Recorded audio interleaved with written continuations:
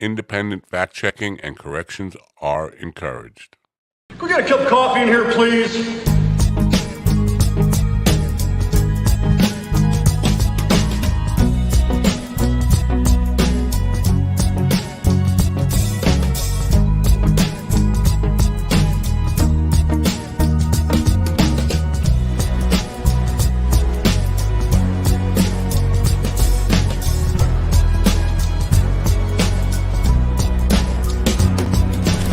Damn good coffee and hot. Wake up, America. You've got a dog that needs walking. That's right, sunshine. Just put on a big pot of strong coffee and get ready to type your little hate mail with your opinions about kumbaya and flat earth insanity. Stand-up comedy? You want stand-up comedy? Well, we've got sit-down comedy. It's time for Coffee with the Dog. You make me laugh. We'll certainly do our best. Good morning, folks. What the hell day is it? You know what? It's 420. That's what day it is. Smoke 'em if you got 'em. It is Thursday, April 20th, 2023. Good day to be alive. Great to have you here. Thanks for coming. All that. Today, Paula Jane Newman, who is a comedian, actress, mental health advocate, meditation coach, and a whole lot of other stuff. She's been on so many television shows. I'm surprised she's not a household name. She's been on a lot of television shows, a lot of films and stuff like that. And she's got an unusual accent. We'll talk to her about when she gets here. That should be in, I don't know, 15 minutes or so. Anyway, last night, if you missed it, and you probably did, because you were doing something you shouldn't be doing, as usual, Craig Johnson and I were having a conversation about boomerism. And it started about 2 or 3 weeks ago, 2.5 weeks ago. Billy Wayne Davis made some comments that I thought were hate, ageism hate for boomers and generational hate for boomers. And we got into a little discussion about it. And Craig was part of the discussion. And he said, you want to do a show about it? And we had the date open. Sure, why not? So we did. Last night we had a conversation about it. We didn't get anything resolved, obviously. But the bottom line here, excuse me with the allergies and stuff, I got bopped in the nose. And my deviated septum just triggers like allergy attacks whenever anything hits my nose. Anyway, the bottom line really is to stop the hate based on ageism, based on generations.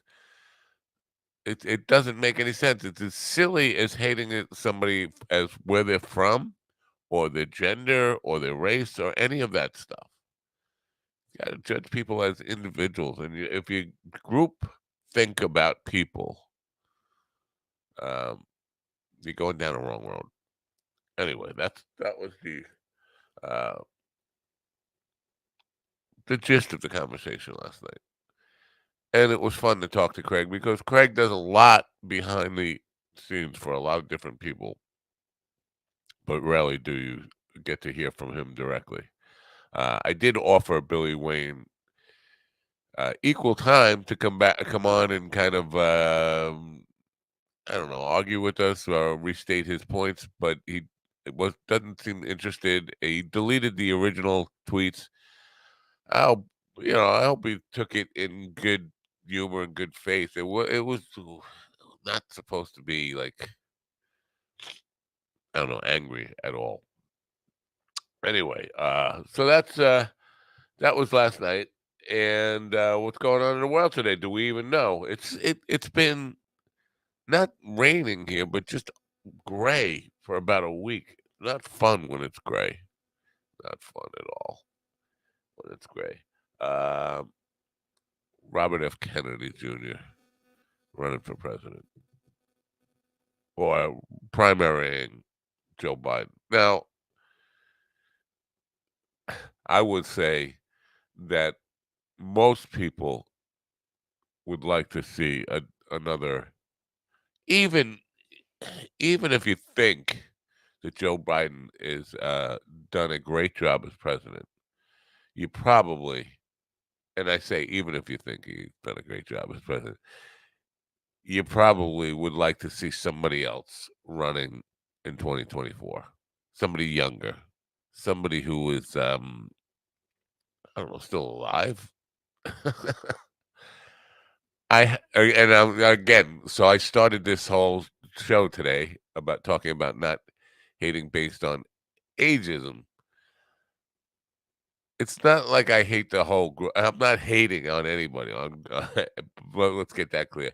But ageism, it's not like I'm disparaging all people his age. I'm just saying he's showing some severe decline in everything because of his age. Now there are people 10 years older than him, 20 years older than him that are not falling apart like that. Anyway, Robert Fitzgerald Kennedy Jr.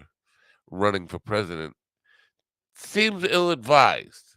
Now, first of all, he is a conspiracy theorist. And a guy he's a big-time anti-vaxxer, which is okay. I don't give a shit what people think about it. Nobody fucking knows. Excuse me, I'm dropping f bombs already. Nobody knows. We make the best guesses we can. We listen to the best experts we can, and then we make our own decisions. Anti-vaxxer does not necessarily, or at least for the COVID vax, does not necessarily say to me somebody's unqualified. Now, if you're anti-vax across the board for any vaccines, I think you have some serious problems because without vaccines throughout the years, especially in the 20th century, without that, we'd probably have a lot less people on the planet. We definitely have a lot less people, and we'd have people who are suffering with, you know, polio, other stuff like that. Um, so I think that's not the worst part of the RFK thing running for president. I got a damn nose, man. I slapped my nose. The most disturbing part of the RFK thing is being a conspiracy theorist, as he is, and worried about every conspiracy that comes down the pike. The one that or two, that he seems to ignore have his last name in them. Talking about his uncle and his father. He doesn't seem to be at all concerned with the conspiracy theories surrounding that or getting to the truth about that, them. It's early for me. I'm sorry. It's early for you too. I know. But if you're a conspiracy, this has got to be weird. Now, you're a conspiracy theorist, and your father and your uncle are at the heart of two of the biggest conspiracy theories that ever happened in the history of mankind. And you don't care about those two. You care about solving, I don't know, his cousin JFK Jr. is still coming back, QAnon stuff, or any of the other conspiracy theories that come down the pike. He's concerned with those. Also, the fact that his grandmother is probably saying, "No, no, no more Kennedys running for president. Don't you have it figured out? Don't don't you know that America will never allow another. I will be shocked. Listen, I could be wrong about this, but I want to say it in the Seinfeld voice. Don't you know what's going on here? Every Kennedy that runs for president or becomes president, uh, let's just say, um, ends up in a box. You don't want to do it. I'm not saying that he would definitely get assassinated if he ran. Ted Kennedy didn't, but his character was assassinated long before he even decided to run. So, but the odds of a Kennedy running successfully, pretty small, in my opinion. I think it's ill-advised to even suggest he run. He doesn't seem like he's playing with a full deck. Anyway, UFOs has been in the news for about 2 weeks every day, and nobody's paying attention to them. It's like we've become, excuse me, with the sniffles and all that stuff. We've become numb to this whole stuff. And also, let me just say, there have been mass shootings that we have just not even paid attention to in the last week. A couple of them. It's like we've become numb to that. But now we've become numb to this idea of, oh, there's spaceships and UFOs flying and we don't know spaceships. Strange, anomalous things in the sky that can't be explained. Nobody's explaining them, and nobody seems to really care about it. I mean, and these are by credible sightings by everybody from in all walks of life, uh, pilots and all that stuff. Everybody's seeing this stuff far more frequently, and it turns out that Ronald Reagan was wrong.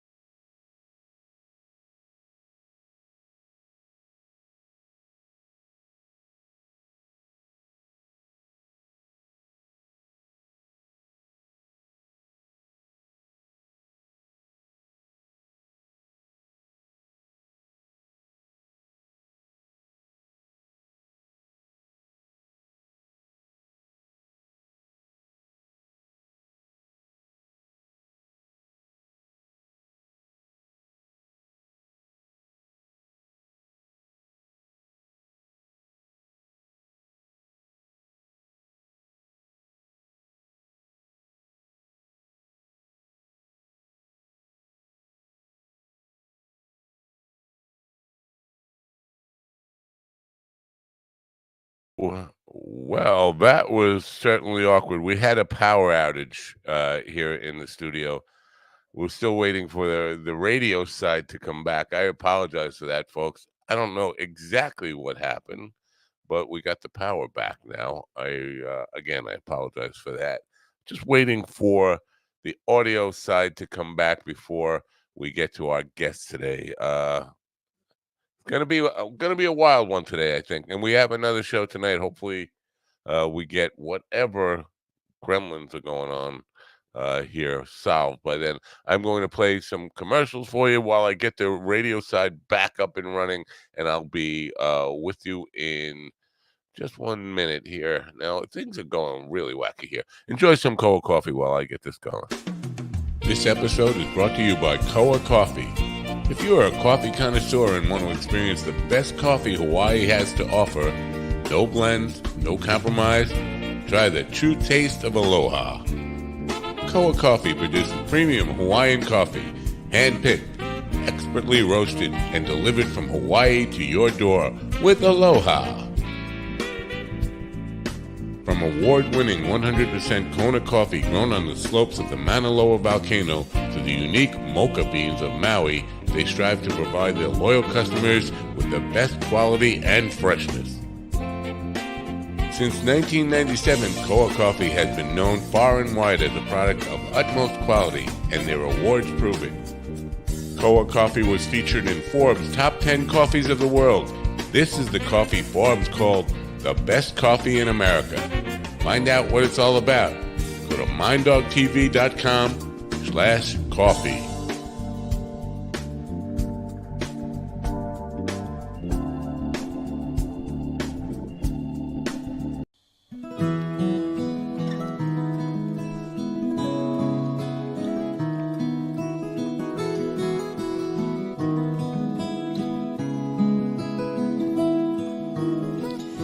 Saw your photograph today. Had to put it all away. You know it left me feeling blue. I guess I'm still in love with you.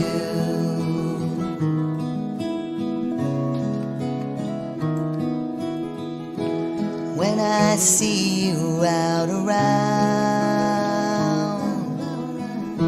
it turns my whole world upside down. You know I can't deny it's true that I'm still in love with you. Well, I don't think about you anymore. Could have sworn I closed that door, and then I see you again.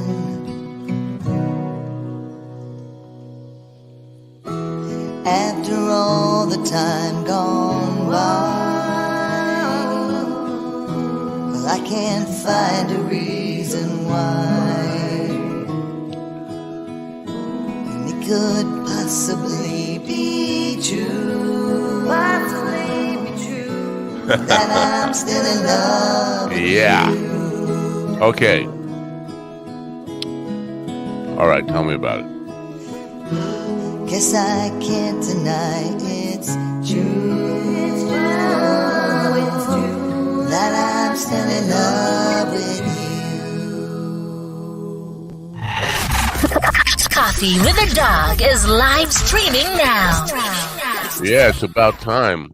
Well, I am so sorry for all the technical screw ups here today, but we got it back, and we are ready to bring you a program now.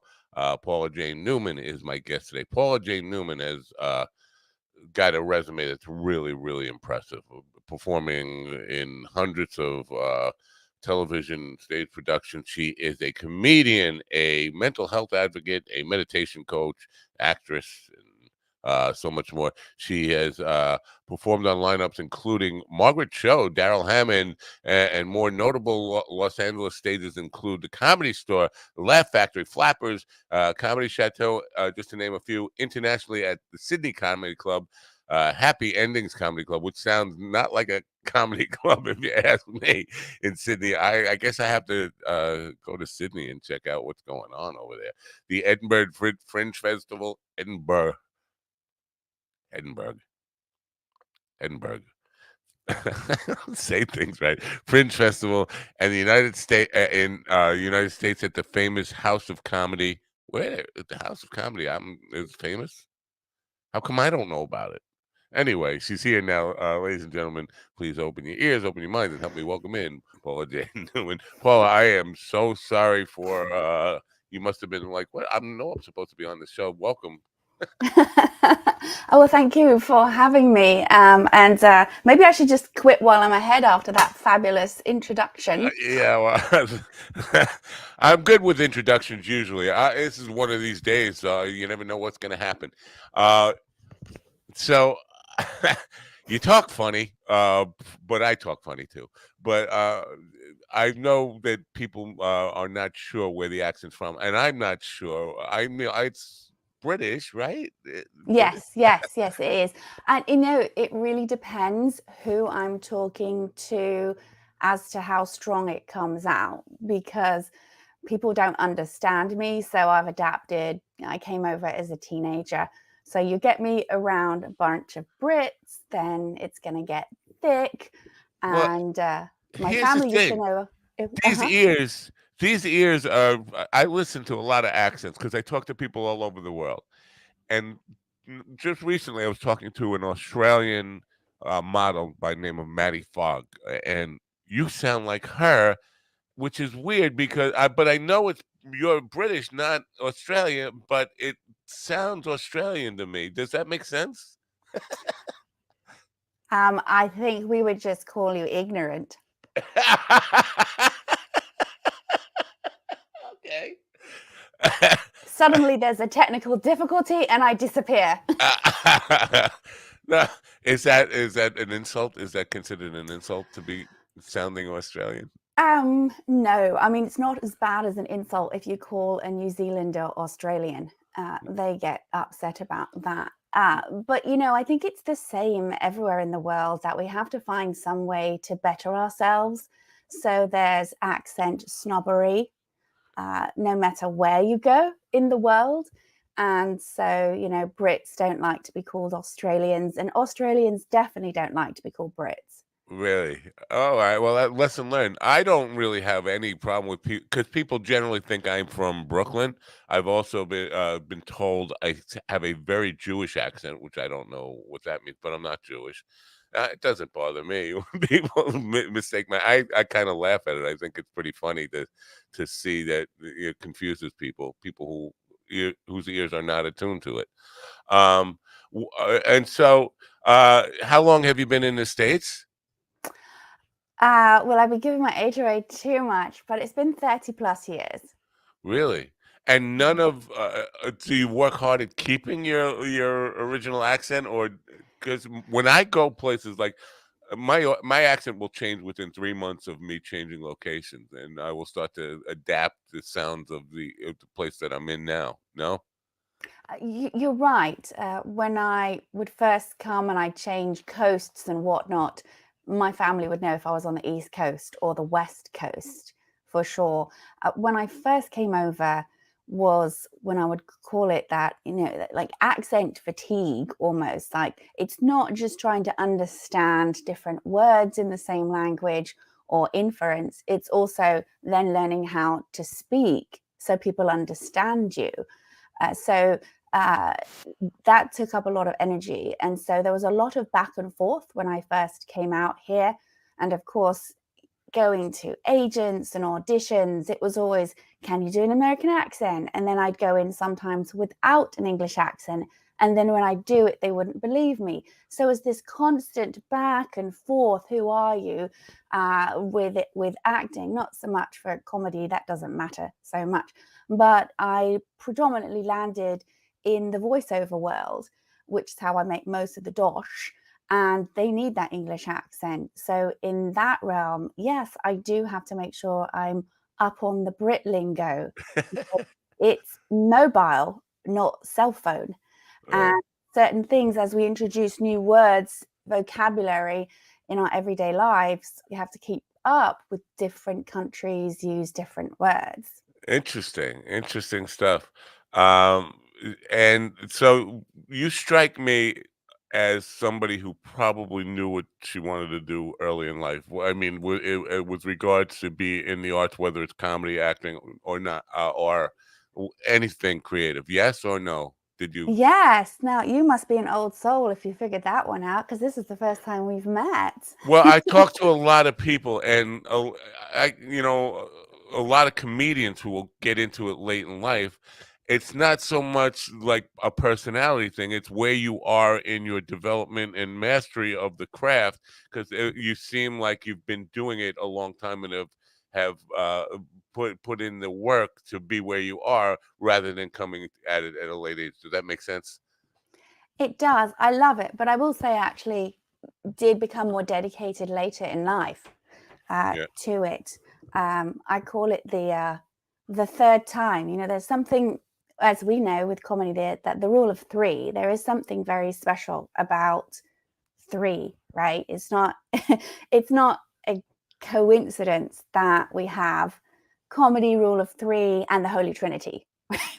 Yeah. Okay. Can you explain the linkage? Yes, I will. Okay, so it's a number three, right? There's something that happens with three, like when you say a joke, sorry, everything is mirrored when I'm looking, and they have always this one stray curly hair that just will not behave. So the Holy Trinity, 1, 2, 3, and when you do comedy and you that set up with that rule of three, we're actually very linked spiritually and with comedy. And why is that? Because when we laugh, we have a real belly laugh, like something is just funny and it gets us. That comes from our soul, right? It comes from deep within. And then when you're talking about a spiritual practice, the rule of three, the Holy Trinity, that's talking about a soul's path. So the linkage between comedy, laughter, and spirituality is not this distant element. It's actually very much intertwined. And as science is coming up, more and more with facts that laughter is actually healing. It actually helps the body. And so people, more and more are not like, oh, comedy is over there. Or if someone wants to perform comedy, oh, why would you want to air your dirty laundry, or it's so base? Absolutely not.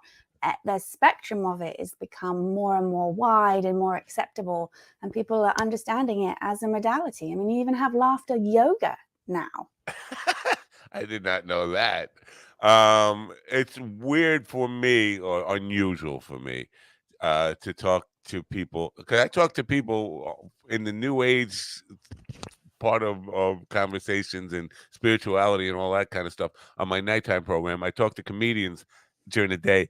It's very rare to have them both in a single conversation. I find like you know, they don't cross paths too often. The comedy world and meditation, spirituality, mental health aspect of it. We hear a lot of comedians who have, especially in the early days when I started doing comedic interviews, a lot of comedians describe themselves as comedians slash mental health activists.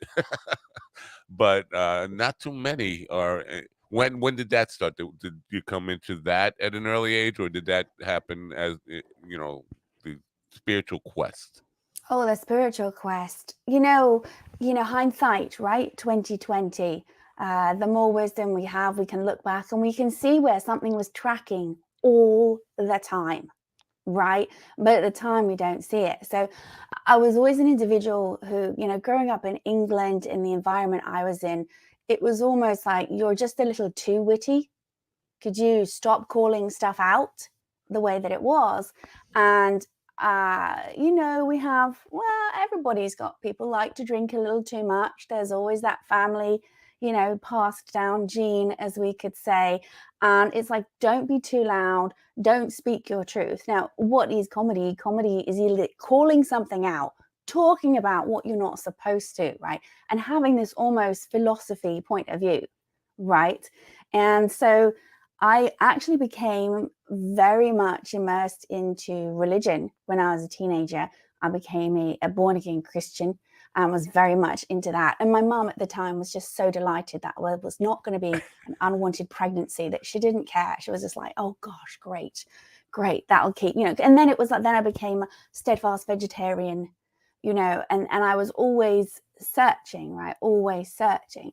And at the same time, always wanting to perform and be creative and want to, be up there and in lights and, all the people who didn't fancy me back that I fancied. I envisioned that I'd be on their walls of their children who would idolize me. That was my impetus to, become famous. Really spiritual, right? But how did it track together was really, it's this point of my life which came to a complete focus during COVID. Honestly, was where the two of them really, really meshed. I'd come to meditation, not because I'm, a very open-minded person. No, absolutely not. I was like, coming to America, doing the immigrant thing. I'm going to follow my dreams. I'm going to make something of me. I felt very constricted in England. I love England. I love the country, but I felt like that wasn't where I was supposed to be. I felt like mentally I just couldn't be free. Whereas you come to especially California, it's so you want to try something, go for it, try it, do it. Rather than the mentality I grew up with was, what do you want to do that for? Well, you know what? I'm going to say this because I don't know. I'm walking on eggshells here. I don't know why. There's no reason for me to be. But lately, I've been questioning motivational, inspirational stuff. Not that it's bad to. I feel like it's bad to believe in yourself or have a dream and absorb stuff that drives you and inspires you and motivates you to. But I feel like when people start talking about that 24/7, it's they're telling it more to themselves but they insist on telling it to me. If that makes any sense, it's like it's a very Jehovah type of thing. Like, I'm knocking on your door to sell you on Jehovahism, but really I'm selling myself on Jehovahism, and it gets a little obnoxious, I think. I think that you've hit something very important there. So when the people are knocking on the door, doing that, that's them living the lesson of, in order to keep something, you have to give it away. Right. So them knocking on the door is actually really not about whether the person converts or not. It's about them expressing their truth and attempting to carry that message. And that's true with all different areas. It's any charity or organization. And this is where I could be treading on eggshells. The action of it is, by the time I die, this body, I will not have cured something or changed something for humanity, because the cycle of humanity is to recreate what the suffering is in order for us to grow and learn. Like, people will say, well, everyone's got something. Well, that's absolutely right. Like, that's why we're here. We're here to sort it all out, right? And so you talk about, let's say, polio, for example. They got that vaccine. It was gone. And now what's happening is things are resurging because people are not getting vaccinated for all reasons. But this is an example of the cycle of the human conditioning, right? Of suffering, right? That happens. So when someone is talking too much about one thing, it's usually because their job is to carry that message, right? Sometimes people are doing it because they're trying to convince themselves, right? And this is a whole other area that I personally, how can I say? I'm not really behind what I call this metaphysical stuff. Like, if I say it, it will happen. That's all the mind, right? That's all the mind. And it's okay. Like, positive thinking is needed if we are so depressed and we can only see the world from this really closed point of view. Like, okay, get out of bed, make the bed, I don't know, put something in my mouth. This is needed. But sooner or later, it has to come from deep within our I say soul, or I feel things in that solar plexus area. Some people say the gut, right? I had an intuition. I had a hunch. Do you know what I mean? I had a hunch, right? That is something we all know, that visceral feeling. Or for comedians, it's like, yeah, I just could feel it. I could feel it. I knew I needed to say a joke about something and I don't know why. That's tapping in to that consciousness. That's where we all are connected, right? We have that. So when something is really settled within, and you're absolutely right, I think of the phrase that methinks she doth protest too much, Right. right? They're just saying it for themselves. And if that's what that person needs to do, that's what they need to do, right? When someone is really okay with what they're doing or themselves, they don't need to go shout it from the mountaintops. No, I hear you. And there is this thing that it's just human nature. When you find something that makes you feel good, whether it's entertainment, whether it's spirituality, whether it's food, no matter what it is, if it's something that you discovered and you're like, wow, this is great, you want to share it with people. That is just a natural tendency. You want to be the evangelist to it and say, you got to check this out, whether it's music or art, anything, it's, but it can get really crazy. And why I brought it up to where it relates to comedy. I have a friend who I care very much about, who is addicted to affirmations and memes now. And he's in a place where he's still struggling to get his career started. No money, no bank account, no transportation, living off somebody else's charity. And it's just stuck on, I'm going to go to open mic nights and spend all day long the rest of the day not worrying about getting my ducks in a row and really having a plan for a strategic career, but just writing memes and affirmations all day long. And I think that is a trap that keeps people from becoming successful. When you get addicted, it's like replacing a substance addiction with, positive affirmations and all that stuff. To me, it can get a little out of hand. And It could be, until the day that they become blimmin' famous for memes and positive affirmations. Right. Yes. That was my point, that the people who are doing those positive affirmations, they're making money off of the positive affirmations. They're in the business of that. Those people that you see that are spending, not, and again, a positive affirmation here and there or one a day is fine. But when it's 24/7 and all you do is talk about that all day long, it gets to be like, okay, you must be selling it, or you want to be you want to be Tony Robbins. You don't want to be a comedian. Well, it's all a process. I mean, I actually really have found that comedy that's where the comedy mixes with therapy, actually. And some of the stuff that I've been doing with my particular brand of Rise Up Comedy, which is putting people in a more elevated, positive consciousness, where people come in, and stuff that we're doing for May, which is Mental Health Awareness Month, is people are talking about, having anxiety and making some jokes about that. And the remarkable thing I'm finding, either I'm a great teacher or they're brilliant, is that I don't even have to do anything. I just guide them and the jokes come out because they have that capacity to just laugh at themselves, right? And they're finding healing. I was like, so how have you been finding yourself in your life? Right? And they're like, you know what? I'm not so obsessive about certain things. I don't know why. And I know why. It's because when we have that self-expression, which stand-up allows us to have, that we don't have in any other form, right? In any other form, that there is a healing element of being able to express our truth, right? And that, with the person doing the memes or whatever, there's something they're trying to get to express within themselves, right? And that is where comedy is healing, not just for laughing to watch, but for participants as well.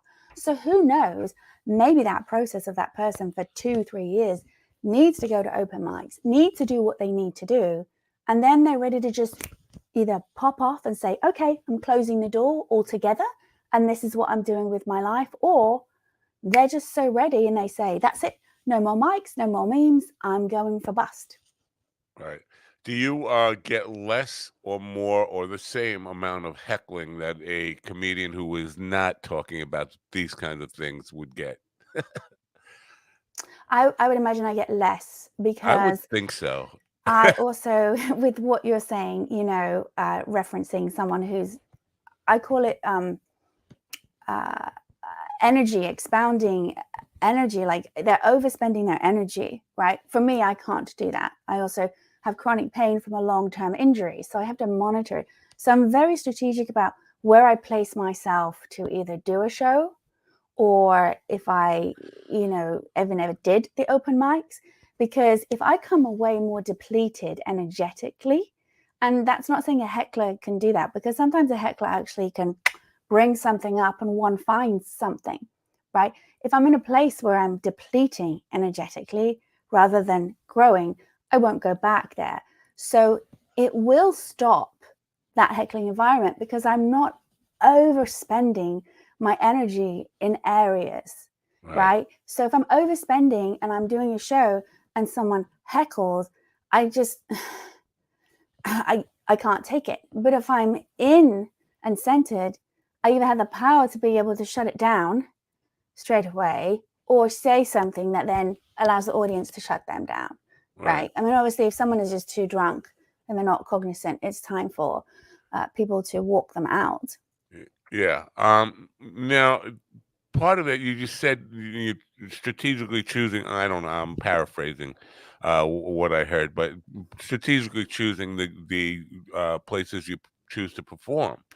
And I think that's an important thing. I don't think everybody, especially young people, looking for opportunities, they don't they're going to say yes, they're an easy date. They're going to say yes to anything that comes their way. I think it's important to learn that discipline to say this room, this opportunity is a good opportunity, but not for me. It just doesn't fit who I am and what I'm trying to do. And I think that takes a while to develop and understand. I'm in a performing situation, a band, and we have some conflicts with this. I am still that easy date who will take any gig that's offered, and my partner is like, no, we only have to take the ones that pay, respect, nice rooms that treat us with. And I'm like, I'll play dive bars. So there's that. But learning that, was that natural for you, or did that come like through experience and time? That's a really great question. I will honestly say, because I have a chronic pain and my life has always been, since I've had it for about 20 years from an injury, working on the computer in an office, I was very aware of it. And at the same time being told, no, you have to do open mic all the time. You have to do that. You have to do that. That's how you get to know. That's part of the course. And I was like, listen, I cannot be at the Comedy Store with a 1:30 a.m. spot trying to get my mates to come with a show where people are doing bad BJ jokes. Right. I was like, I'm not doing it. And I remember someone said to me, yeah, but that's part of the course. And the next day I meditated and I was like, yeah, I don't think this is the third time I sort of came back to comedy. I was like, yeah, I don't think I can do this. What do I really want to do? And I was like, you know what? Maybe I just need to express myself with my one person stand up, my extended stand up, or one person show, whatever you want to call it, and I want to do like game shows, quips. I grew up on game shows. I love game shows. Well, I'm not joking. That afternoon, there was some small notice for someone to do basically an audio like headliner spot. And I looked at it and I was like, oh, I'm not really ready for that. And then in my gut, I was like, I bet if you send your little clip of 2 minutes, you're going to get this job. And I was like, well, I bet, oh, I'm not ready. And then I remembered, well, hang on, you're not the one to judge. You submit it if you're right or not.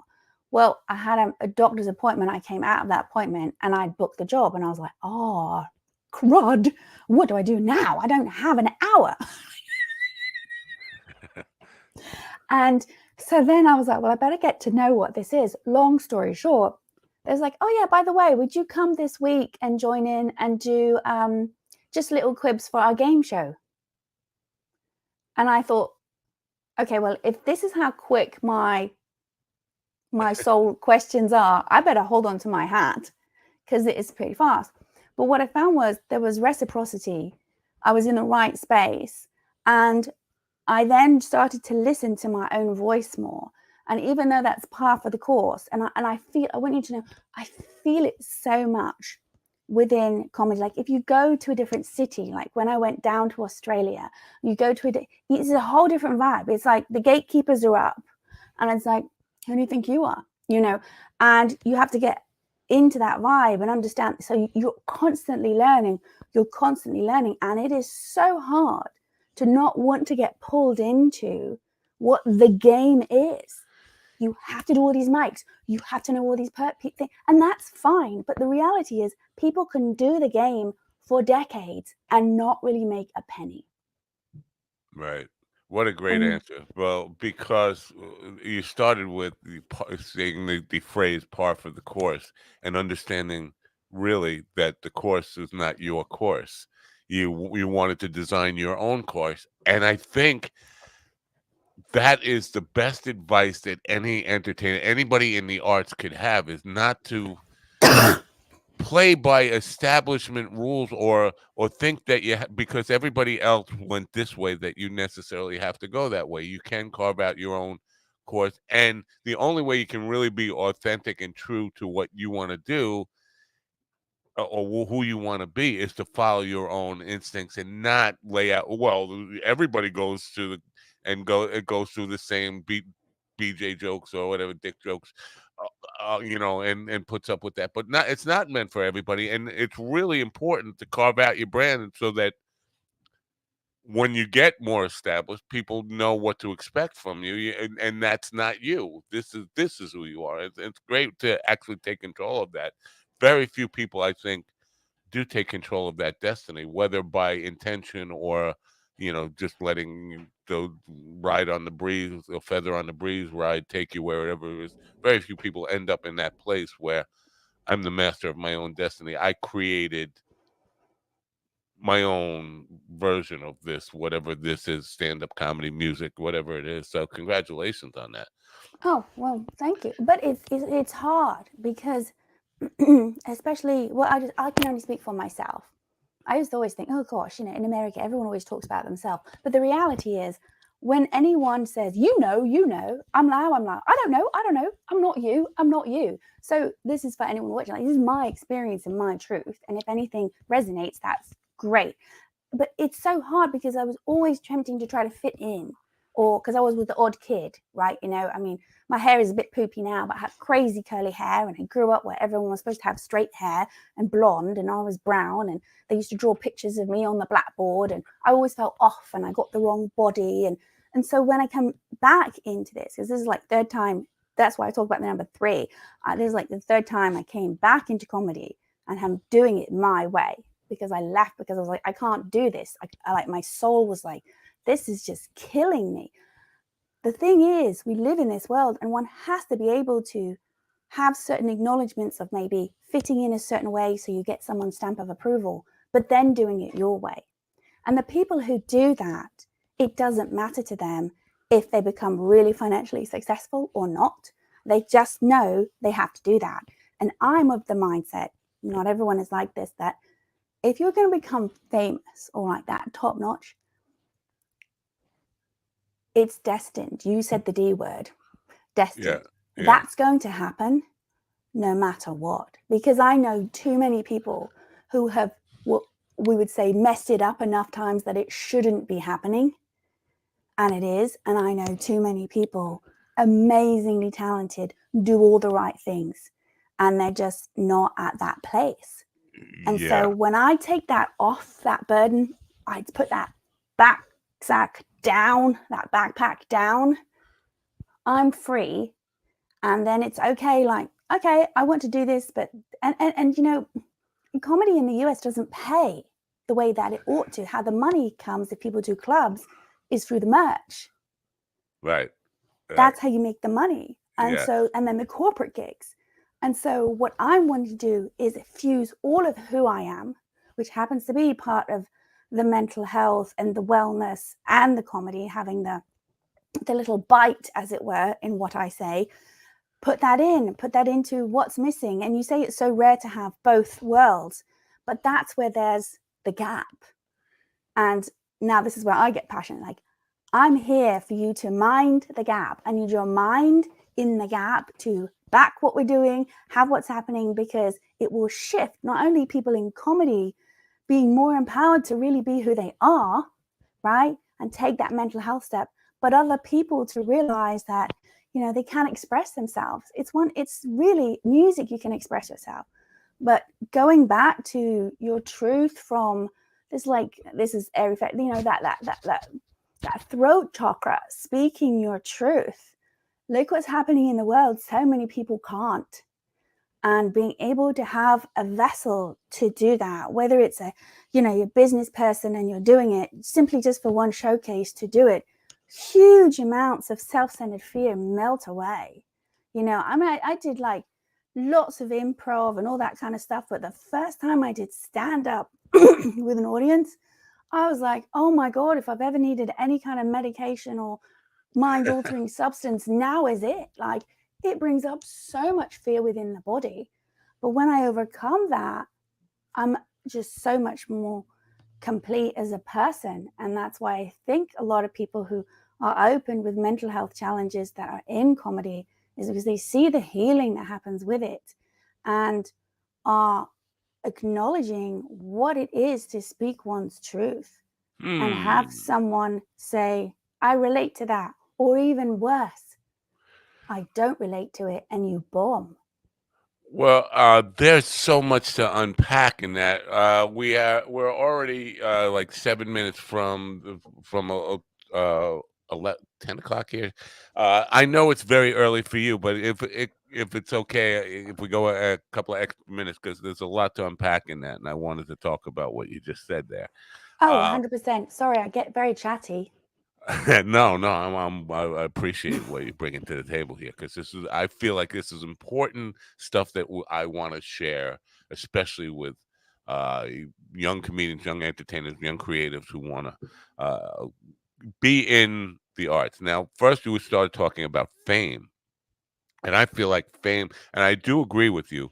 There are people who seem to be destined for it, or no matter how badly they act, no matter how undisciplined or really caring about mastery of their craft they are, they get famous. There's a lot of people who get famous because of mastery of craft, but there are some people who get famous in spite of not having mastery of craft. But all of that said, fame, I think, is a problem in the mentality of people who get. I know this was for me, and it was really made me waste a lot of years of my life thinking that fame was a worthwhile goal of in and of itself, rather than doing it for the reason of expressing myself, expressing my own truth, as you put it. Getting caught up in it, like fame was important to me, and I think once you let go of that and know that, like you said, if it's going to happen, if fame is going to happen, it's out of your hands in most cases anyway. It's a destiny thing. It's a star cross thing. However you want to explain it. Don't worry about fame. Worry about being the best you can be at who you are, and being really true to your own self.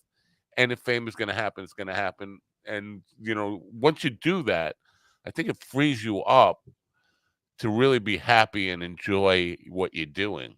Do you agree? Absolutely, 100%. Because fame is seen as this is the great goal. How do you know you've achieved? Oh, my son is doing so well. He's got this job, and now he has this house, and now he's found a partner, and now he has a child. I mean, like, it's so boring. Yes. Yes. But Now, yet we are all subject to it. So fame, is the epitome of that. Like, oh, if you don't have a family, well, at least you have a big career. But if you have all of it, like, you've done well, you've achieved in our society. Hello, everybody. Let's carry on with the corporate mainstream. And there's nothing wrong with any of that. I love all of that. But the fame is the epitome of like, oh, I've achieved it. I've done right, it. I've done it. And so if I get that, it's okay to be an artist. right. Well, the problem, I think, a lot of young people today can't tell you what they want to be famous for. All they want to be is famous. And like, I want to come in the room so that everybody knows who I am and notices me. But what am I contributing? It's the reason you are a comedian, the reason you are a musician, the reason you are an actor is because you want to touch people's lives in some way, touch, or give them something to think, something to feel, maybe improve their lives, or just add some culture to their lives. You're adding something of value. If you come into it just from the fact, what's in it for me, fame, who cares what I'm giving to them? That is a really shallow existence, and I think that's what we're seeing in a lot of young performers today. I just want to be famous. Well, that's a really confusing thing. For what?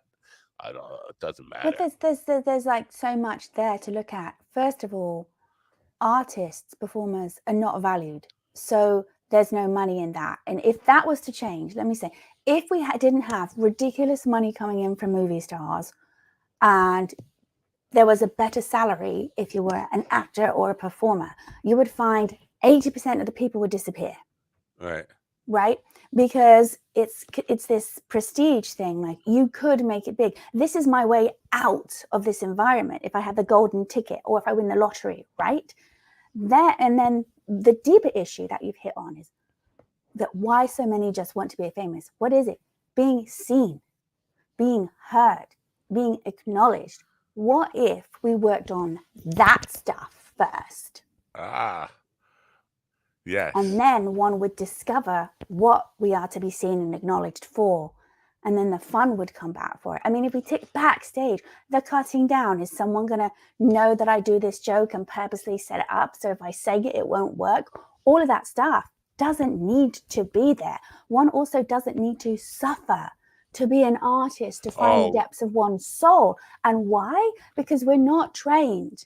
When we raise as children, we're not trained to lead by our soul. Like, who is this person? People assume because we have their genetics that I'm going to be, oh, you look like your dad, or you're going to behave like your aunt. What about I have picked these genetics on purpose to reflect who my soul really is? And what if I feel like I am the black sheep in the family on purpose, so I break from it because that's what I have to do this lifetime, right? What if we worked on that aspect of who we were? We might find we can have A, less problems in society, and B, people don't have to keep trying to do the norm to feel okay. And, then you need the meds, and then you can't sleep at night, and then you have meds to sleep at night, but all they're doing is knocking you out. You're not sorting out the stress. You're not sorting out the deeper rooted issues, which is why, what did I watch on telly? I watched something last night and I was like, they're just missing the whole point. They're missing the point of digging down deep, like what the hippies were doing, what was happening in the 60s, and then ended up happening in the 70s with the revolutionary movement for women, was a huge movement forward. But we ought to be now dealing with our own stuff, because there was still, everyone had their stuff and they were on psychotropics or trying to have this conscious experience. You can have the conscious experience without having to take the drugs and have it sustainable if we look at our stuff, right? Yeah. When we look at our stuff, everyone's like, oh, I have anxiety. Why wouldn't we have anxiety? I get like 50 junk emails per day. And I'm just trying to figure out which one is the bill that I owe. Because Capital One isn't just saying your monthly bill is due. They're sending me stuff about, oh, this, that. I'm like, which one? Oh, there's a new blooming terms of service. What is it? It's not January. It's flipping April. Why is there another terms of service, right? Yeah. Yes, you're absolutely right. And it's funny because a couple of things in there. This week I wrote a piece on my whatever it is now, the Substack. Couldn't think of the word, about the myth of the starving artist. How there's nothing noble in starving for your art. There's nothing, and they are bringing that up. But the other part of you talk about being the black sheep of the family. My family is so full of black sheep that I'm the white sheep. I'm the outcast is the white sheep. It's like you're so liberal. You're right. Yeah. You talk about energy, and this is, I guess this is a good place to kind of steer this to wrap it up. But you're talking about energy and comedy. Maybe this is just me being confused about energy and the way it works. But I think comedy, and we talked about going the path that is set, the rules of the comedy game, whatever those are. I think there is a lot of energy planning in the way the game is set up. In other words, comedy clubs in their darkness, in their very small, and next to people, strangers sometimes, that energy that creates an uncertainty, in the dark, I am now prey, not predator. It changes your whole psychology to be in that room.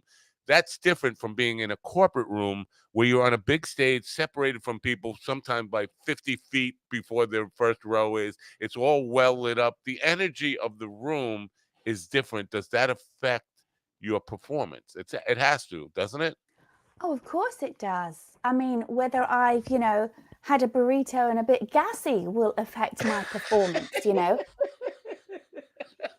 Okay. But you've actually said something. This is so good. I get to learn something. I love it. Learning something. The psychology of it. It's a dark room, Right. right? It's crowded. That's why, the front row, when it's a dark room, it's like, because those are the only people that the comedian can actually see. Right. I know that. And the idea is you get them to have enough alcohol that they feel loose or whatever. But there is something sacred in that idea of that ritual. Yes, if it's a room that's bright, I like the big rooms, as you can tell, right? Hence drawn to that public stage, that big rooms, the people who I love. My biggest, I'm such a dork. I just love Michael McIntyre, an English comedian. It's pretty clean. He does the king of act outs, right? And I'm a big act out person. I just love, and it's this big stage, but you also see him on the smaller ones too, where you're really having a chat. And what happens is there is more fear in a small room that's dark for the comedian than a big stage where you can see people if you've got your stuff cleared out. I mean, there's still like, oh my gosh, a whole stadium of no one laughing at a joke, right? And a whole stadium of everyone laughing at a joke. But that psychology of that dark room, yeah, of course it's going to make everyone have this mindset, right? And the mentality going into a dark room. My camera was a little upset that Well, I because moved you got in. close to it. That It was cool. like, what are you doing? It went blurry blinkers. But that's something, I really am going to think about that, because you're so right about that consciousness Right. of it being in a dark, dingy space down in the cellar. Right. But it's a bit weird now because they do that. But now let's have your charcuterie board. Like you're doing that and you're having me have, like, I don't know, what do we have, like broccoli wings? No, broccoli wings, cauliflower wings. I got to tell you, the the part where they usher you down these stairs into a basement to see that is unsettling to me. It feels like, I don't know whether I'm going through some past life stuff where I went into a gas chamber in World War II or something like that. But that's what it feels like to me. They're bringing me down into this dark space. I don't know where I'm going. I'm next to strangers. And like, what are you doing to me? I came to see a show. That's the only art form that you can go where it's like that. Like if you go to a Broadway show, you're not going to get that. If you go to a concert, you're never going to get that. Comedy is the only place where they make you feel like you're going into a speakeasy, or you're doing something you shouldn't be doing, or you're you're being, I don't know, led to your death or something like that. Now, years ago, I worked for a school of healing, energy healing, and they did not clap at the end of a performance. They did this because they did not want to break energy waves and all this stuff. Now, that might be going to the extreme, but there is a difference between laughter and applause, right? This, rather than the laugh for a comedian. And I know most comedians feel like the laugh, a robust, honest laugh, is far more preferable than clapping hands. Now, in those two different things, the comedy club versus corporate, you're probably going to see a lot more clapping in the corporate thing, and a lot more robust laughing in the comedy thing. Or am I wrong? That's a great, more great points that you bring up. The reason why a laughter feels so good is because when we hear a laugh, what we hear is a soul cry joy, right? I live in an apartment building where the little kiddies playing, and it's just so beautiful when, you know, they're just like having a ball. And also, you know, at any moment, someone's going to get hurt and it's going to turn into a scream. But that you hear the soul with clapping, you don't hear the soul with a clap. You're right. Right? So you don't get that so much, but it can be a drug, because also if you're in a comedy club and people are drinking, what is their state of consciousness to be laughing? If you're doing something where you can see the people and they're laughing through relatedness, if it is corporate, they have to feel safe that they can laugh that big. So the comedy is going to be a little different. It usually has to be more focused and not as so crude, because they don't want to be seen as laughing at something that's inappropriate. Right. Yeah. But when you have like the older type TED Talks, because, you know, it's just gone on for so long now, that people would laugh, you heard a huge audience have a big laugh. Yeah. Because they're getting wisdom and they're laughing. And this is where the observational comedy is beginning to fade a bit versus than the story comedy, because we have got some philosophy and some weird TED Talk phenomenon happening. People are used to wanting to hear a philosophy, a real experience of someone who's, I don't know, bulimic or lives in chronic pain, right? Wants to wonder, how is that funny, right? Or, you know, how I'm perceived by Americans in America has to be a big part of my comedy set, because that's a huge part of my life. Now, when I went to Australia or whatnot, it was a big shift, because I was like, whoa, I didn't realize how much of what I do for comedy was based for the States. Wow. Because that's how they see me. Americans see me. And so I came back, and, you know, a great friend of mine said, the reason why you film it, Paula, is because we're never as funny as we think we are, and we're never as bad as we think we are. We just watch it and learn. And I was like, you are so right. But I came back and did my first show in America, and it was just like, oh, that's why there's all this laughter. That's why this is tailored for a US audience. Right. Okay, I spent like one day in Sydney and everybody understood what I said. I spent 30 years here still trying to be understood. Well, that's because we're dumb. We're dumber than Australia. It's not a language thing. It's just we're very stupid. Well, no, I mean they have different words for things, right? And and maybe because it was more of a, I don't know, but I was just like, what am I going to do myself? I spend so much energy trying to be understood, and I just say something here, and people are like, yeah. I'm like, well, okay then. Right. And that's, you know, I remember sitting in sort of like not crying, but like I was so jet lagged. It was just this weird, like I was so jet lagged. I did not expect to have this jet lag. And the headline, I was like, oh my God. And they said, like, how long have you been doing comedy? And I was like, because I hate that question, because it doesn't really represent who I am as a being. You know, like someone can be doing it for years and just still blooming awful. And other people come in and they have something to say. And so I always believe you meet people with what they're bringing, not with how long they've been in a game, because everyone is flowing. Anyhow, I like everyone to be equal. And they say, look, Paula, there are people who are world-renowned comedians, but when they first come here, they have to spend a couple of weeks understanding the psychology of this town. They said, like, look, you come here and you say you're from England and America. Some of the audience members actually don't believe you, because they're used to hearing that all the time. And I was like, wait, what? And they're like, but don't worry about it, because you're doing great. You know, you're doing this to be an international. And I came back and it was like a huge up leveling for me, because I didn't understand. Most of my life was based about how Americans perceive me. Right.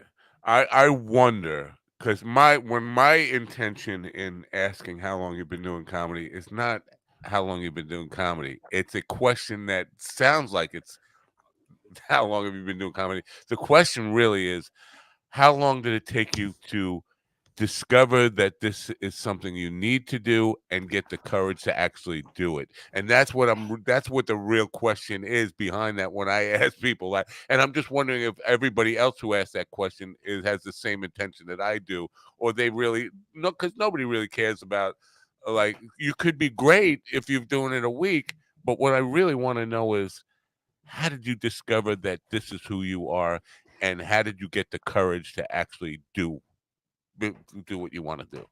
Well, not everyone is as amazing as you are. Wow, And thank I'm you. not blowing smoke up your holes. It is 4 and 20 after all. Most people want it as a status. Like, Yeah, oh, you see, yeah, that's why. That's why. Because, you got to put in your 10 years. You got to put your time in. And maybe you do. But why don't I just meet someone with where they're at right now? right. Right. And Yeah, then be here and now. My personal experience, this is the third time I asked, I came out to Los Angeles from drama school. I went to Carnegie Mellon Drama back east, and we were the first year that did a showcase in LA. And I helped instigate that to happen because I just could not be in the cold anymore. It was minus 67 one year in Pittsburgh, and I'd come from England. I was like, I cannot go to New York. It's too cold. I need to thaw out. And so we went to LA, and at the end, there was a alum who is now passed on, who produced the Jerry Lewis Telethon every year for muscular dystrophy. right. I think that's right. And he said to me, you need to go into comedy.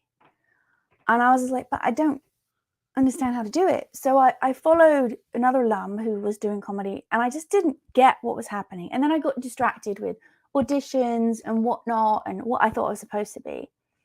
Then, probably around 2015-ish, I was doing a charity event, and they had some comedians come, and there was a woman there who just seemed nice, like a nice person. And they were talking about maybe starting to do classes. And I thought, I have a feeling that's what I want to do. And it wasn't like a formal, it was a class, but it wasn't. It was like we go over to a house, we do a little bit of like brainstorming or something. And then I did some, and then I hit that wall. I hit the Los Angeles, or also New York, the Bringer wall, right? I hit the wall of, I can't be there at 2 a.m. And then I went to an open mic. And at this open mic, there were all these jokes by males that were very inappropriate about women, and any woman that said anything was shut down. And I thought, I do not need to spend my energy doing this.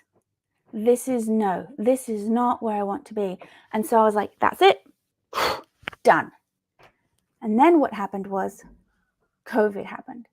Now, I had registered my meditation. I wanted to turn all my meditation to nonprofit because the people who I were helping were usually people who were not affluent corporate types. They're people originally like myself who'd been in pain, or people who are coming from, treatment or recovery. And I was like, I need a community. I was having a hard time trying to get any traction online or social media because I wasn't looking like what people expected a meditation teacher to look like. And I was also not talking in an airy-fairy way that people wanted to follow.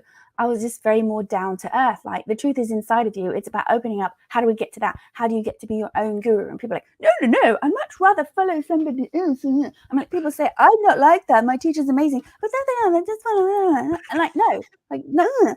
And so what happened was COVID lockdown happened. I got the paperwork for the nonprofit, and everything I was doing was in person. And I was like, you know what? We need to laugh. When my mom was dying, we would rent videos, movies, whatever, comedy that she liked, and we would laugh. I would laugh with her on the couch. We would just laugh, or binge watch. And I was like, everyone needs to laugh. And I also knew that COVID was respiratory. And what happens when we laugh? We use all of our lungs. We have a deep belly laugh, and we actually switch from the fight or flight response to the relaxation state. We go into the present moment.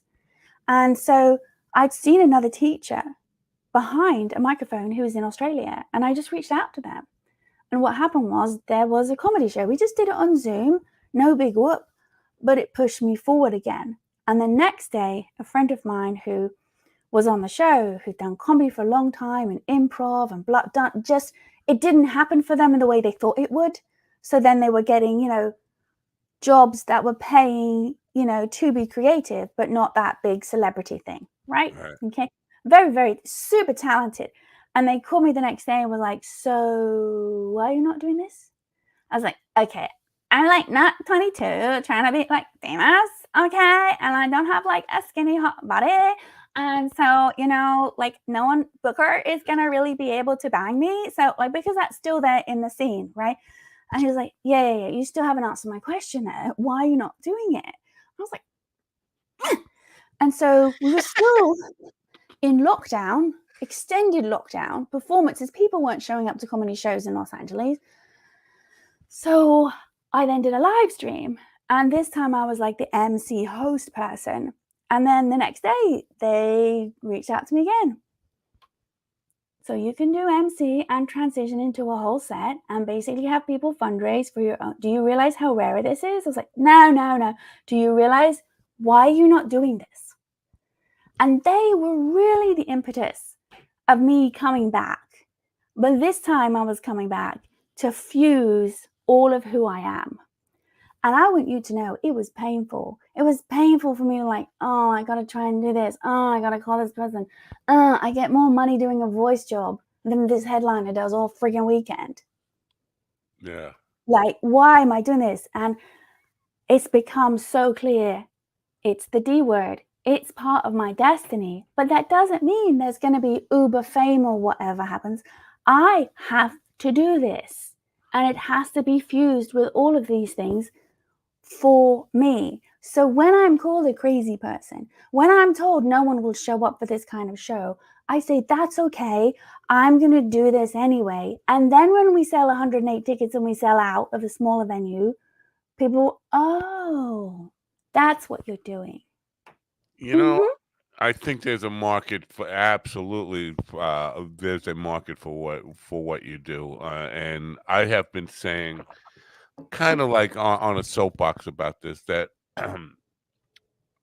laughter truly is medicine. Whether it's the best medicine, that's debatable out with absolutely. But it definitely, even if you're not a person who is inclined to believe in energetic healing and all that kind of stuff, the idea of being able to laugh when you're not feeling well, it will lift your energy up. It will lift it will make the symptoms seem more handleable if you're in a place where you have some joy in your life. So I definitely appreciate the idea of laughter being medicine. I think as a society, and this comes to why comedians aren't paid, and we are so out of whack with how we compensate people and what we value. But there is this lack of value for really understanding how important laughter is as a medicine. So that's why they are disrespected. Comedians are disrespected and not paid on the, uh, not paid at all until they make it, whatever making it is. I think it's a terrible. But we see, guys who can catch a football get $50 million. Somebody who can make you feel better by yourself gets nothing at the end of the night. And we say, well, why are we so screwed up? Well, what we value, we're not in touch with our, what's really important to us as a society. So Absolutely. And that's why, when the little kid wants to do something, it's not fun. Or when they're excited, jumping up and down because their soul is like, yes, yes. And when we're in it, we're in that parasympathetic state, which is the relaxation state. And guess what? We're out of fight or flight. If we try to just mentally like, okay, I need to not be in a state of fight or flight. I have PTSD. All of this knowledge through the mind, super helpful. But if you laugh, right. You switch into that parasympathetic, that relaxation state you just drop in, right? And that is what all of this mumbo jumbo, airy fairy bollocks is trying to get us to do. Right. Great stuff. Your website, paulajanenewman.com. Now, I notice you have 2 podcasts that you host. 2 It with says Cosmic Chats. Nova Holistic Podcast and Psycho LOGYM podcast. Psychologum. No, those are ones. Those are ones that I just been on that are talking about wellness. Oh, So okay. I thought you were hosting them. It's on one of your. It's on your like Linktree type of thing. Which yes, that's yeah. right. That's just 2 ones that are talking about what we're talking about now, because Okay. yours might get this as well. Okay, cool. And then May 7th, you have a mental health awareness show in that's in Los Angeles, right? No, that one's in New York. Oh, That it one is? is going to be at St. Mark's Comedy Club. The tickets are on Eventbrite, or you can go to Aware Meditation. We're going to drop all that stuff today. That's on the 7th of May. Okay. No, that's a lie. That's a lie. I just lied. The 7th of May is in Los Angeles. You are right. I am wrong. I have been up since 4. 21st of May is at New York. Okay. New York. Well, I Sorry. don't have that one listed, but I will follow up, and when I get that information, I will share it with the people online. Now it says it's cleanish, not clean, cleanish. What? I don't know. What does that mean? Okay, that's a great question, because when people say clean, there's this whole conversation about, well, what is clean? Does it just mean you have no swear words, or does it Right. mean you don't talk about too much that's adult? Right. So we cover ourselves by saying cleanish. So the comedians know it's a 21 plus audience. If there is the odd swear word, that's okay. They also know that your jokes have to be, and this is where I'm going to really be a snob, and no, your jokes have to be up to the standard of a top-notch, clean comic. Why? If you're a clean comic, you can't do the things that normally get just big laughs. You have to work a joke. You have to be able to know that something is genuinely funny. So if you have the idea of clean-ish, you might be talking a little bit about some adult themes, Right. but you're going somewhere, and there might be the occasional swear word. And it's also so that people can then get a sense of clean-ish probably means that the audience is not going to be violated by a comedian.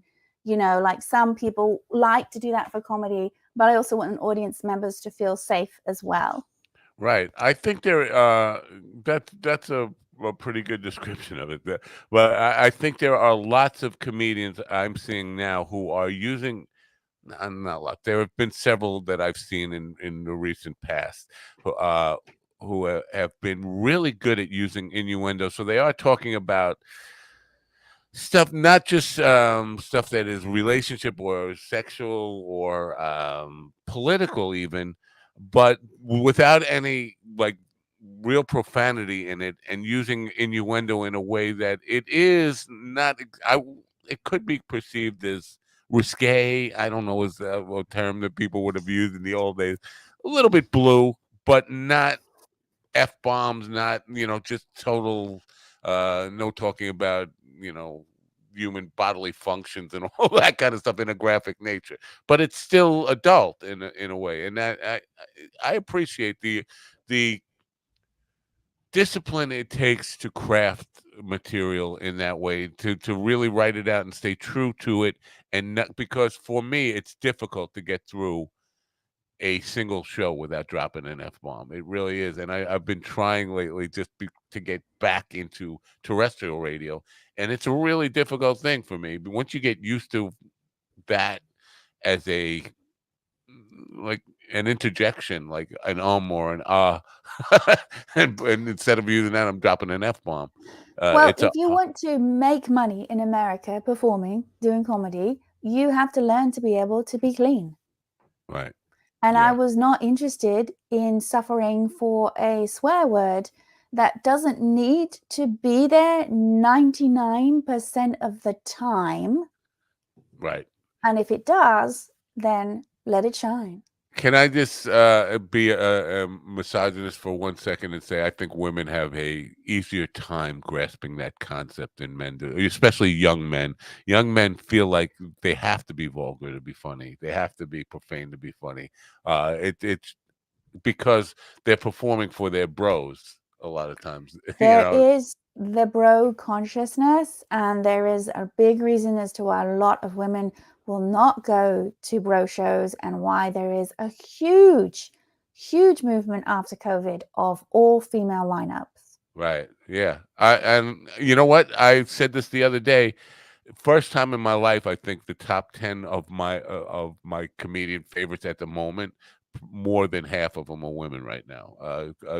I'm just noticing, like what we've been talking about here is that authenticity, the confidence to be yourself and all that stuff. I'm noticing that a lot more in female comics these days than I am of the young men stars of the game. So there's hope. I think that's Anyway. great. And I also think that what it's changing is if you look at early, like Amy Schumer, who came up and she won the competition, a lot of her stuff was dirty because she had to be doing that in order to survive in that environment. And now, because there are more people who have become well known who are female comics, you've got a movement of women who are like, okay, the pathway has been made. I don't actually have to I don't have to do be a all that bro man. stuff. Yeah, I don't have to be a man, or the bro mentality, Yeah. right? And now there's a space for other people to speak their truth, and there's an openness for people to want to hear. But I will be honest with you, I've watched comedians and I've watched the audience laugh and respond, and I thought, if that was in a female body, they wouldn't be laughing. Huh. Yeah. No, there is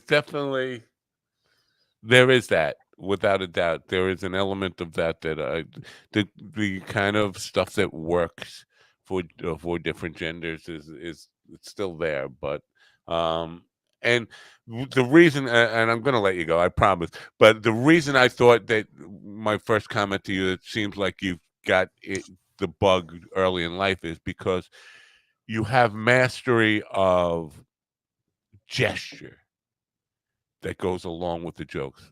And that seems like it has to come from discipline and the acting skills and all that kind of stuff that I see a lot more prevalent in women who just seem to be more comfortable with adapting physicality in the way into presentation than men do. Maybe it's just more women are more comfortable expressing themselves in that way. I don't know, but that definitely it's apparent to me, at least in the last couple of months, since I've been really looking at these things with a kind of what's working here and what's not working, and an analytical eye. That's what. You again, wow, you could just keep going and going, because I keep learning so much from your observations.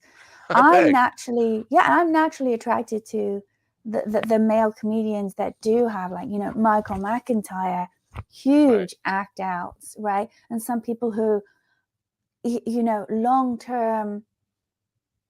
When I was in New Zealand, there were a couple who were really strong, and again, they're embodying the act out movements in males, which is a shift from that, let's say, typical, right? Stand behind the mic, bro, you know, and that's interesting. I mean, we can't say it's typical, because we look at a great like Robin Williams or Cat Williams, right? Oh my gosh, it's so awful. Eddie Murphy, very, very physical. And we even see it now with, you look at Joe Coy in his specials, and you've got even Mark Maron. He was doing more embodiment. Wow, As Mark male never figures. used to get off the bench. He used to sit on the stool the whole Yeah. time. And I watched the special. I was wanted to see how he was going to address, his grief, right? And was he going to go there, right? And he did, which is showing, this is where we get cosmic, the path of the divine masculine, and we have masculine feminine within us, where it's not like necessarily body dependent, is to be more vulnerable. Right. And when we are more vulnerable, we are more open. And so he talked about that, and he did a few little act outs, and I was like, there's the vulnerability. And if you want to do on a younger element, I'm a big fan of Hassan Minhaj. And his first opening of his last big special was all about the fertility challenges. Right. Right at the beginning, and doing some act out stuff with it. And so it is a more balancing of, taking that divine feminine energy, opening up the vulnerability by maybe being more physical. Very And I interesting think that's stuff. it's excellent. I didn't even think about it. Cool. Well, thank you for getting up early and being part of the show. Please, if you can remember, send me the information on the May 21st show in New York, and I will get that out. In the meantime, the stuff for May 7th, the links are in the description, and the link to Paula Jean website is in the description as well. Yeah. It's going across there. And the Paula May Jean Newman. 7th, so people know, it's limited because it's a free show, because it's part of the outreach for Aware Meditation for Laughter. So it's free.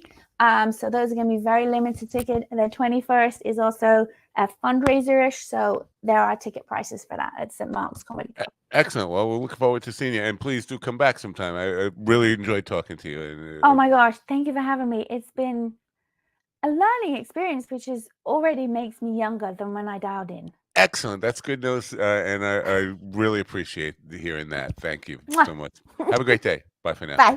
Bye. Paula Jane Newman, folks. Pretty cool stuff, I think. Lots, she said the word vulnerable.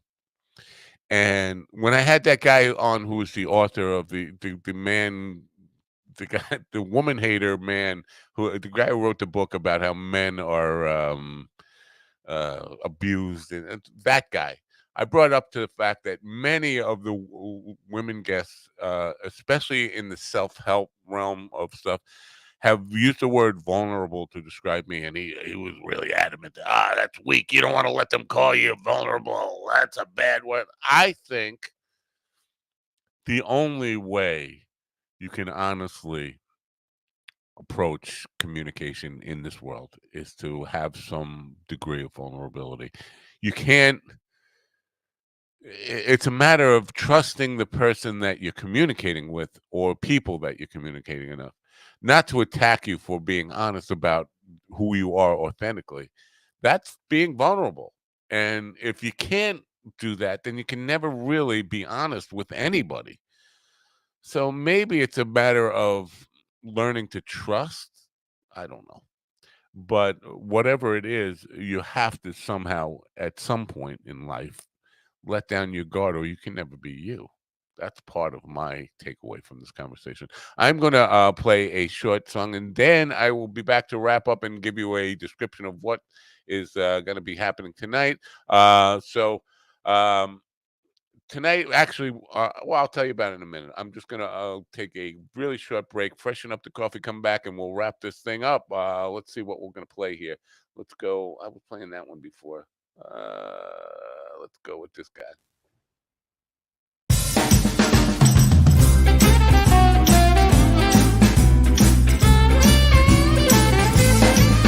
Well, I'm the kind of guy who likes to sleep in late, and I'm the kind of guy who doesn't like to wait.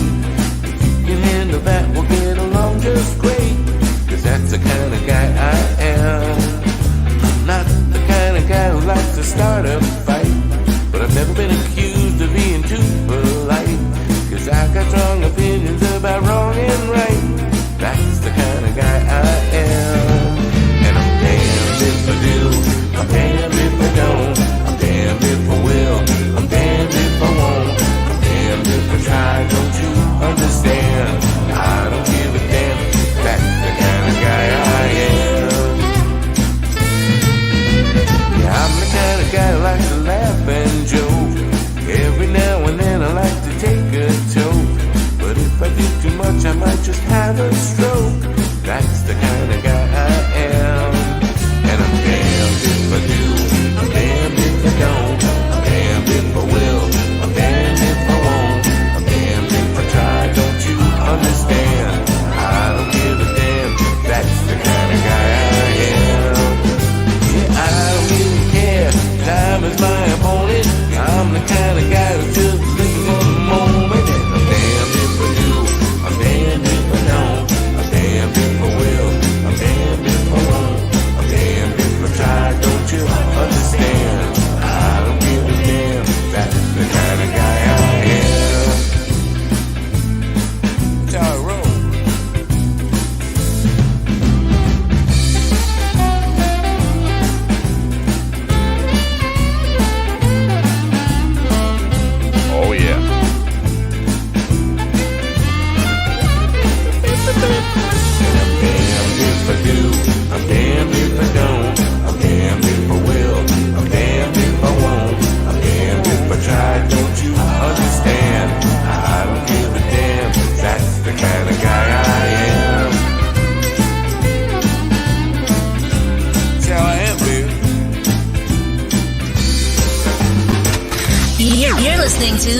Coffee with a Dog on Live 365 Mind Dog Radio.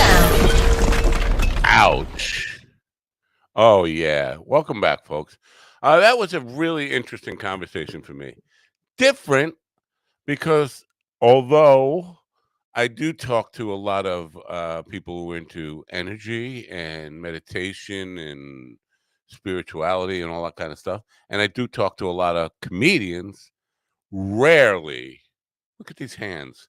I'm doing gestures and stuff now. I rarely do I talk to comedians who are into.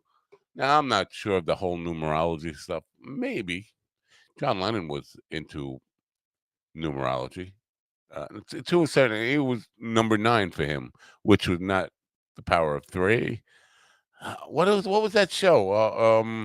The Witches with Alyssa Milano and the other kid, Shannon Doherty, and what the 3 witches, power of 3. Anyway, not sure about all that stuff, but definitely something to consider there. They say things happen in 3s. I know Carl had a problem with that comment, but I wasn't going to let it get contentious and start arguing there. Anyway, tonight, who's the guest? What's his name? I never remember my guest's name until it's time to introduce him. David Lawrence, who's an author of a book called Are We Really Biochemical Robots? This one is going to be over my head. It's a Thursday night program. Meet the author. As you probably are aware, if you follow this at all or follow me at all, not really doing Thursday night shows anymore. This week is an unusual week. Full night on the evening program, full schedule on the daytime program. So tonight we'll be talking about science theory. It's not a conspiracy theory of sorts. It's a theory that tries to explain reality of our own human existence. That will be tonight. If you are so inclined, you might want to help me through that one, because I'm sure that one's going to be over my head. And I will struggle to try to feel like I'm not an idiot. Tomorrow, I'm really excited to have Uncle Walt back. Uncle Walt, you say, who's that? Uncle Walt has been on the program twice before. He made his debut appearance here with Killer Keely, about a year ago. And he was just starting out in comedy then. Put in a full year. He's been on a couple of times since then. Put in a full year of doing the road dog thing and working hard at going full-time into comedy. Not as a kid. He's not a kid. Uncle Walt is, if I had to guess his age, I would say about late 30s, early 40s. Another one is people who I'm talking about who was getting into it later in life, and there's nothing wrong with that. We encourage it, realizing that as long as you're still breathing, you got time to do what you really want to do in this life. Uncle Walt, I think, is doing it the right way. He's working it hard. He's working it pretty smart, but he's also had some adventures and some experiences during his first year, some surprises that are going to be fun to talk about, fun to get to the essence of how he's handling it all. So I look forward to that. Uncle Walt tomorrow on the Friday edition, and then we'll wrap this up for the week. Next week is looking pretty interesting as well. I'll tell you about it as we get closer. I'm not going to tell you about it right now, in other words. I'm just going to wrap this up and tell you to have a great day.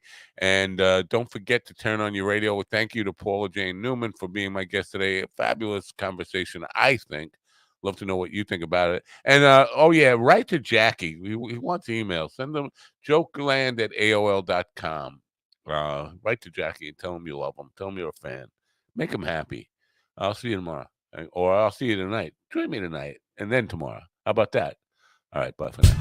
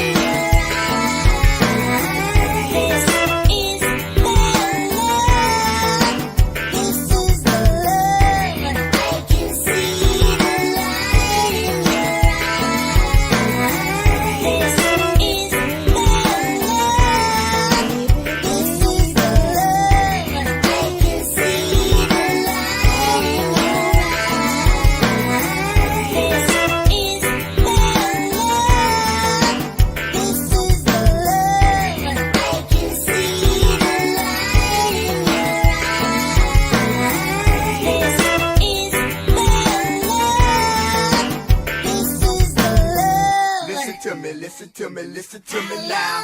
Listen to me, listen to me, listen to me now. Listen to me, listen to me, listen to me now.